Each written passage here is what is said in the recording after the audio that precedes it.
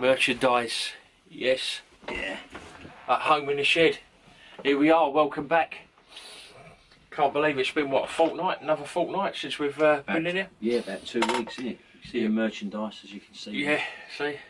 I promised you to merchandise last time, but forgot to show it, but this time, there it is. I must say, thanks to everyone, all the new subscribers as well, getting lots and lots of comments and subscribers as well.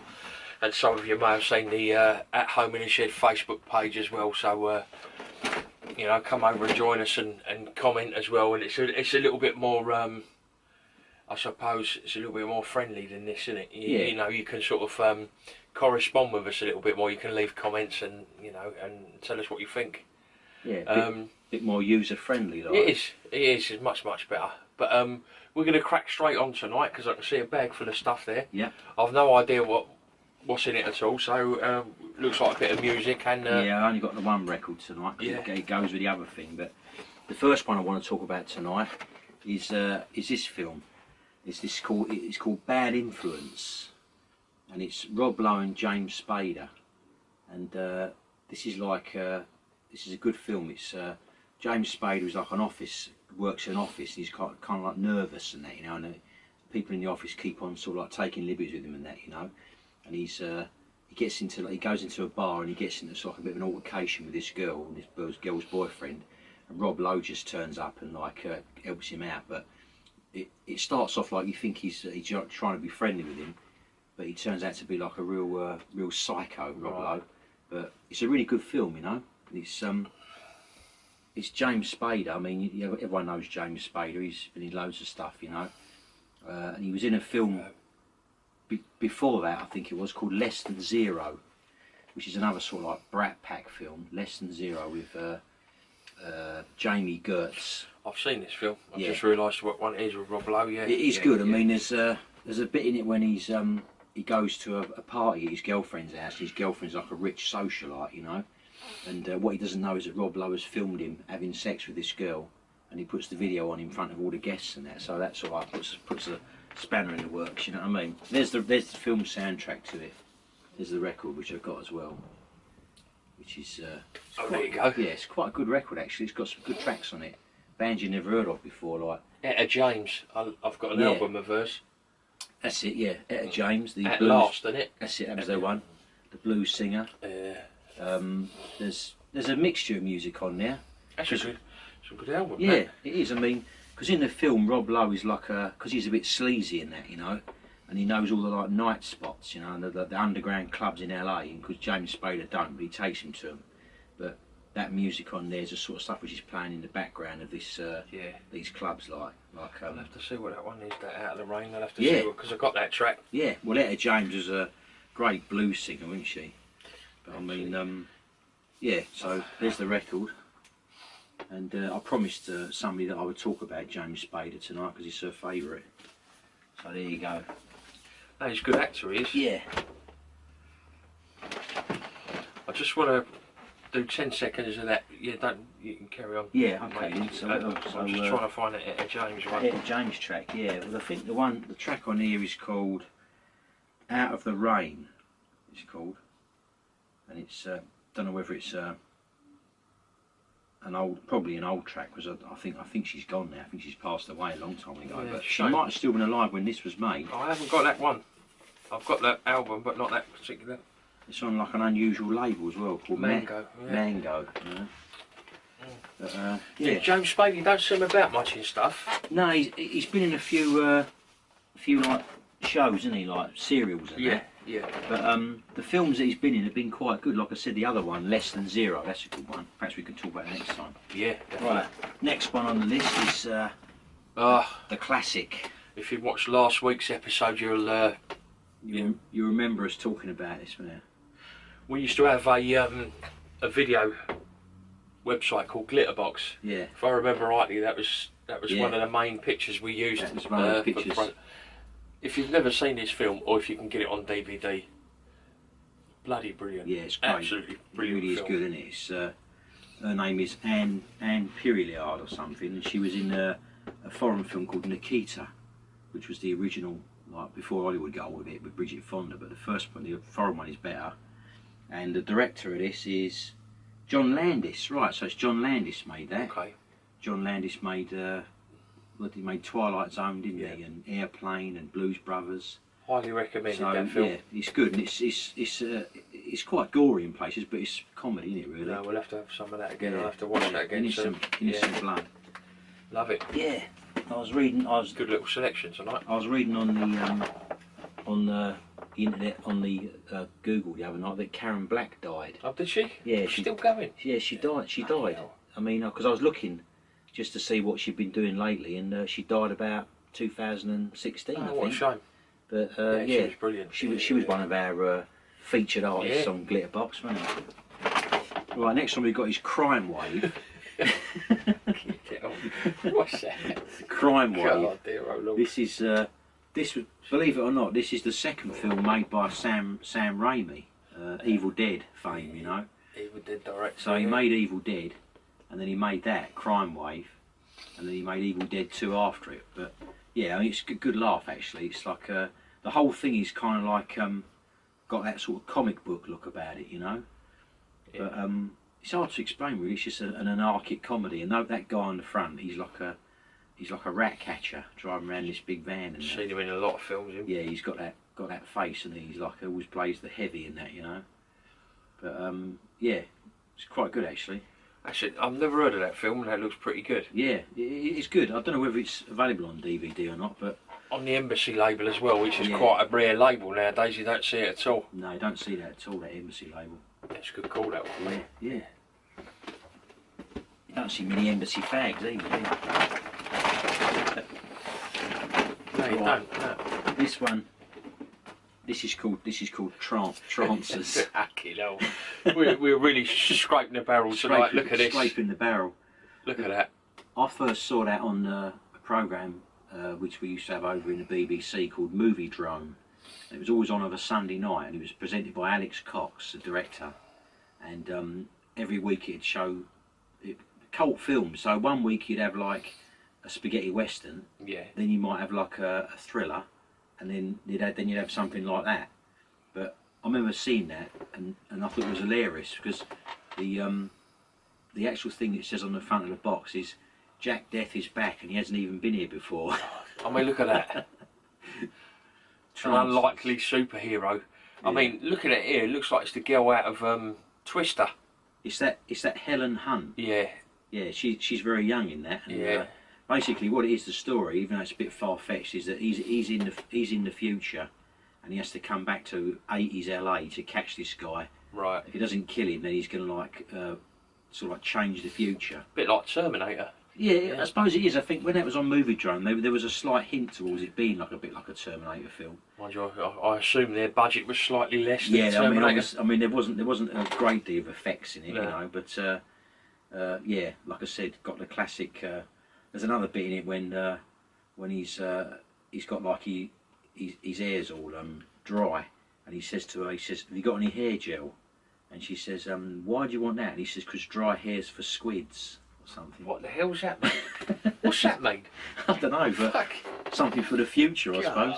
Fucking lunatic. But I just love the way it says Jack Death is back, and he's never even been here before. Where did you get it? Actually, oh no, it hasn't got it. I thought perhaps it might have had a sounds Probably familiar. thought it sounds familiar, yeah. Yeah, I'm pretty sure it's a sounds familiar one. This is another one which I got. Journey to the Seventh Planet. Jesus Christ. It's a bit naff actually, but I got the impression that it might be rare because it's old. It's from the 50s, you know. It's like a 50s sci-fi thing. I mean, look at that. But the creatures are terrible in it, you know, and it's really cheaply made. And I watched it once, and I sort of like contemplated actually like getting rid of it or selling it on eBay. It's unusual for you that bad. It Like, certainly is, but then I thought, what the hell, keep it, like, you know, because never know. One day I might force myself to watch it again. you can't knock it, mate. It's sacrilege to throw that away. Yeah, I know, and it's part of the Hollywood Sci-Fi collection. And on the back it says other films available in this series are Angry Red Planet, Cherry 2000, and Earth versus the Flying Saucers. Oh, well. So, you know, A couple of beauties there to look forward to if we ever get the opportunity. we'll find that, yeah. Right, the next thing I got here. These are two DVDs. and this is Tracy Lords. Tracy Lords. Now, everyone knows Tracy Lords from her previous career, of course, you know. And would you like to explain what that career was? Well, sort of adult film industry, you know. But a polite way of putting it. She's one of the only ones that seems to have broke out of that domain and makes films, you know. I mean, she was even in for a while. I think she was even in Roseanne, like the comedy, you know. Yeah. I mean, but why did you get that? Well, basically, once again, charity shop, like, you know, 50 pence and that, and I thought, oh, it might be good, you know, it might be interesting. I mean, this one. And is it? No, I mean, it's pretty naff actually. this one, Ice, is like sort of like pretty sort of like mediocre, really, you know. It's the usual storyline, you know, mafia boss and that, you know. If you're ever about to rope yourself up before you watch, you know, watch that before you. Yeah. And this one, Mafia Docs, I mean, that looks good, but she's only in it for about 30 seconds. She only has a couple of parts in that. She's got her on the front in lingerie. Exactly. You think, oh well, it's going to be a little bit. Exactly, that's what I thought. And then of course, bit of a con. When I started watching it, and an hour went by and she weren't in it, I thought, hang on, there's something not right here.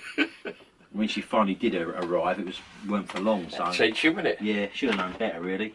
Right, the last one I got tonight. This is a new film which I got, right, and I got this thinking it was going to be an old classic, you know. I've got to show you that cover. Look at that. Because I saw it in HMV. Oh man! And then when there was another shop in Romford where a bit cheaper, you know, and I saw it in there for a bit cheaper. So I thought, oh, I'll get that. And of course, when I watched it, when I looked into it, it's from last year, so it's not an old film. But there's obviously. It looks pretty good. They've obviously the whole idea is it's aiming at the 80s, like, you know. And if you open the sleeve, it's got a reversible sleeve. So if you open the sleeve, oh, I see. You can see that it actually looks better on the other side. Discontinued movie. It looks more like a proper video case, doesn't it? It does. It looks more like what was that film we used to have?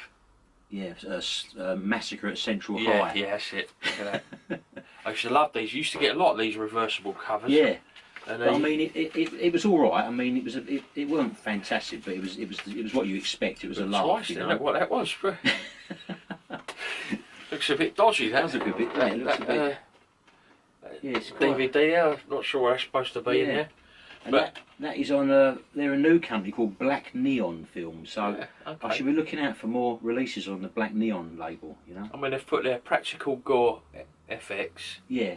Hot girls, heavy metal, homage, comedy, nudity, and even a little bit of story. Bloody disgusting. I know, they've even, a little bit of story thrown in, like, you know. But they're all obviously laughing at themselves as well, you know. Yeah, it's a send-up, really. I like that, I mean, but keep an eye out for that one. It's got a good imagery in that, and like I said, I mean, it tricked me straight away, so I thought, oh, what's this, an old forgotten classic from 1984 or something? But then, of course, when I watched it, I realised that it was, I thought, oh, this looks too new to me to be an old classic, you know. Well, actually, you know, yeah, that's the reviews over for tonight, but it isn't. We've got a little special one for Gary here that I've purchased on his behalf. Oh right, what you've? I'm going to spring it on him now. I certainly don't know about. I mean, it's a bit like that scene in The King of Comedy when Jerry gives Rupert Pupkin a surprise. Yeah, he does. Yeah, he does. Yeah. This is Blimey. Yeah. There you go. Open that up.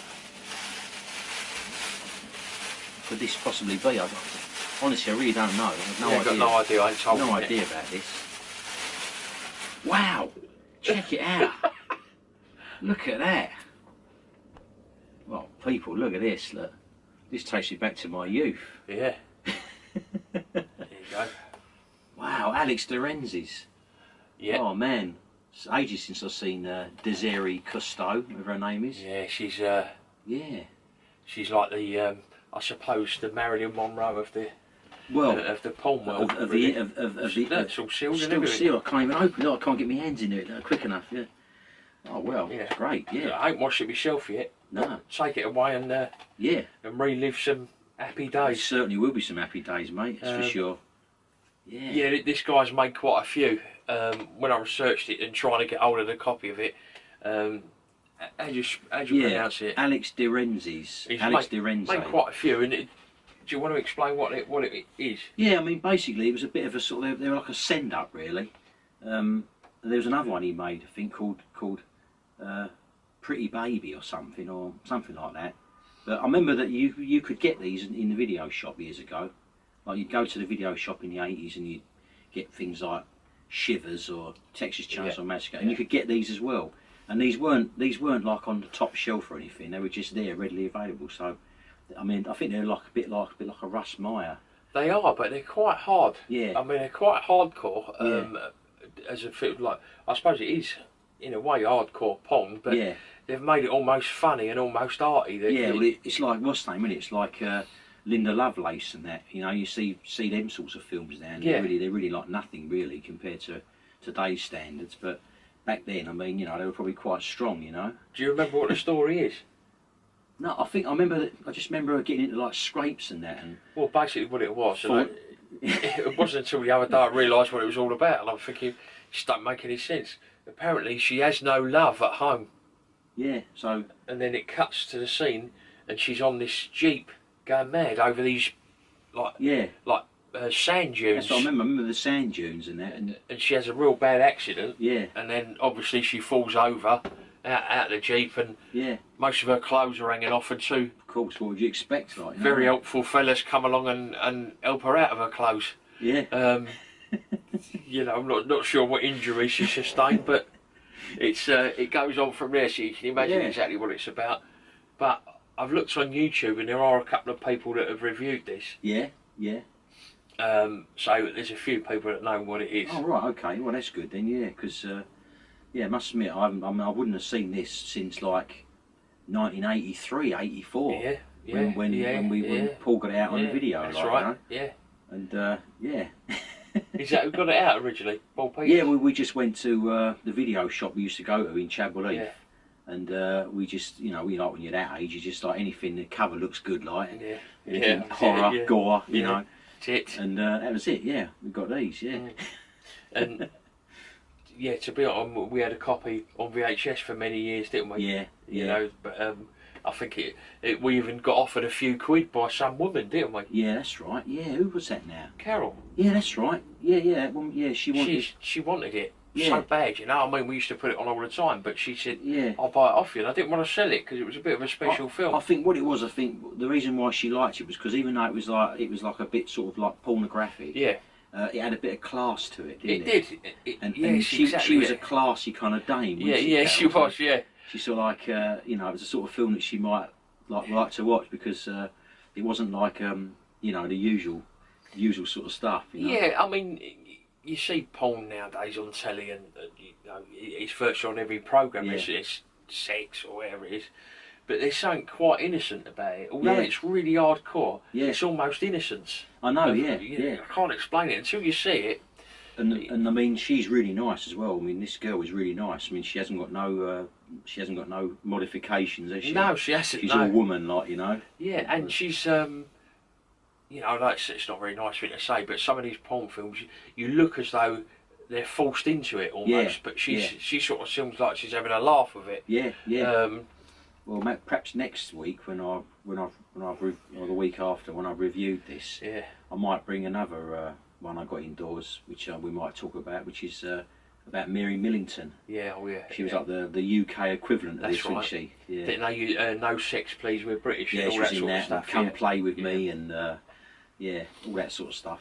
Yeah, because that's another thing which fascinates me when I see old clips of like Soho in London in the 70s. That's great. The Paul Raymond Raymond bars and all places, and you think, blimey, like, you know, I mean, it was really advertised, wasn't it? It was in bright neon, wasn't it? Raymond Revue Bar. That's right. Swedish cinema and all that sort of stuff, you know. Yeah. But, well, that's great. That I really love that. I tell you. Yeah. So completely sealed. So he'll be the first to watch it, and then come back with a little review next week, or week after, whenever he can do it again. Yeah, it would definitely be a review. Yeah, most certainly. As you can see, we're still in the same shed. That's another story. Tried to order the shed, and they wanted to deliver it a week early, which was no good to me because stuff wasn't ready to go yet. And I booked a slot, and I now got cheesed off of them so much that I've cancelled it and ordered another one. So that'll be a way off yet. October, believe it or not. You know, it's a long time, isn't it? It is, but it'll be a really good one. It'll be a decent one, and it'll be one that'll last us a good few years, and we'll be able to kit it out a bit better than this. Yeah, a nice backdrop on that and everything. Yeah, it'll look good. I'm going to build some shells in there and stuff, you know, so it'll look pretty good. And I'm 3D printing some models, and thanks to everyone for their comments on the 3D modelling. It's one of my passions as well. I love doing it. You can see again the A8 behind, and I've got another one. Don't forget the arcade games as well. And of course the arcade machine, yeah, the MAME simulator. Brilliant, yeah. And yeah, we'll get it all up and running again once, well, everything is working, but once the shed's set up properly, we'll be able to do some better filming, get a little sound set up. I've got a Blue Yeti microphone off my daughter, and I'll be using that hopefully in the future. It's a bit more awkward in here, we can't really use it. Yeah, and that's about it. But thanks for joining us, and again, welcome to all the new subscribers. Keep watching the channel. There'll be a lot of exciting stuff coming up over the next few weeks. And again, once the shed's up and running, we'll be banging out some more videos. That's right. And we'll do a walkabout in the loft at last. Yeah, definitely. I'll keep promising it, but I will do a walkabout in the loft. Get a handheld camera up there. Yeah, we can take this up there, you know, and that'll run it nicely, and we'll show you what we got in this store. It's an untapped gold mine, I keep saying. Yeah, it is. They've got some real rare sort of videos up there. Yeah. What's the one with the embossed cover? I think I mentioned it before. Yeah, I can never remember it, but the actor who's in it, he's called Andrew Stevens. Right. I'm sure it's that actor, and he's in that film, and the cover's got like the face coming out of the cover, and it's like a sort of plasticky sort of thing, but it's brilliant. I mean, it's got to be quite rare, I imagine. We've got all the Palace classics up there. We've got all the Vipcos. Yeah, loads of Vipcos. What else we got up there? Well, just loads. I mean, you've got loads of like Stephen King ones, like Cujo, Silver Bullet. Yeah. All those videos on Cinema Club, and don't forget all the others, like which you know you had for like years ago from the video shop. Yeah. We used to live in London and that. Yeah. I mean, ones that probably some haven't even got a certificate. Yeah, I think there's one or two like that. Yeah, there's one called The Forest as well. Is that certificated? No, I don't think that is actually. I think that's another one which is non-certificate. There's a couple like that. Yeah. I mean, it may be even the case if I can insulate the shed and get it all done properly, I might even have a row of VHS videos in the back. Yeah, it'd be great. Set up a small telly and have a video. You could have one running as we're talking. Like, you can have like chainsaw murders going on in the background. That's it'd be great, wouldn't it? You know, screaming and that, you know. Yeah. That reminds me. Do you remember that magic shop we went to? Oh yeah. You know. Yeah. Well, there used to be a in Southampton Row in London. There used to be a Joker magic shop, and it was called Alan Allen's. Okay. Yeah, and he had sort of like he always had a thing like a bolt for his head, didn't he? That's right. Yeah. And he was just out and out practical joker, you know. And this one particular day we went in there, and there was a can of Coke on the counter, and this man picked it up, and he got an electric shock off it, didn't he? Yeah. And he sort of like he jolted up in the air, like, you know. He was a funny man. He was. There was an article about him once, wasn't there? There was. So there's a YouTube video as well of him doing escapology. So he is, yeah, because he was an actual magician, weren't he? I think he was a talented man. He was a magician and escapologist. Escapologist, yeah. And he in King's Cross he used to put himself on a burning rope in a straitjacket above the crowds, and managed to get himself out and get down and he'd do it. Live to tell another story. But I think that other bloke was a fan of his, that Jerry Sadovitz, that comedian, nutty comedian. He was a fan of Alan Allen's, But really nice fella. We had the pleasure of meeting him 3 or 4 times. We used to go a lot, and he got to know us, didn't he? Yeah. One time he was playing a tape, and Bill said, "What's that tape you're playing?"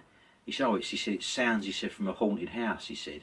Or he said an orgy, he said, whichever you prefer. That's right, he did, yeah, bless him. Got screams and chains rattling and stuff like that. But he was a cracking bloke, he was, really nice fella.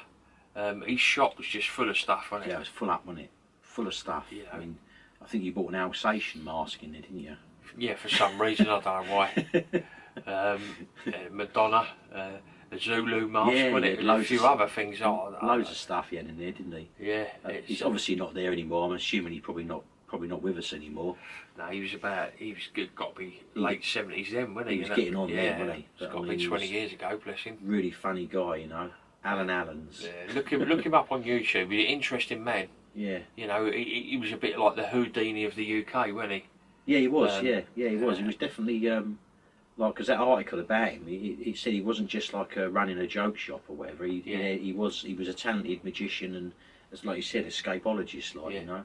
And the problem was, you never knew what was going to go on when you walk in there. We was always a little bit dubious, weren't we? You never knew. Like, you didn't pick anything up in case you got an electric shock or something snapped at you or something. Yeah, it was great, you know. But all right, guys. Well, once again, thanks for watching, and you know, I'm sure Gary's pleased with his. I'm very pleased. His little prize there. Yeah, I'm very pleased with that. Yeah, I shall look forward to reacquainting myself with Desiree. But no, it was nice that you said one of your friends was. Yeah, a couple of people that I shared this. A couple of people commented and liked it. And someone said about James Spader.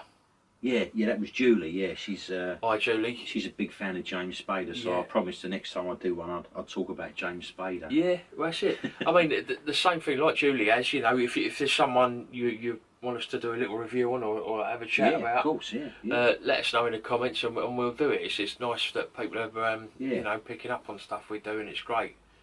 Yeah. But once again, thanks for watching, and I'll see you in a week or so's time. That's it. All right, have a good bank holiday. Cheers. And plenty of rest. Cheers, guys.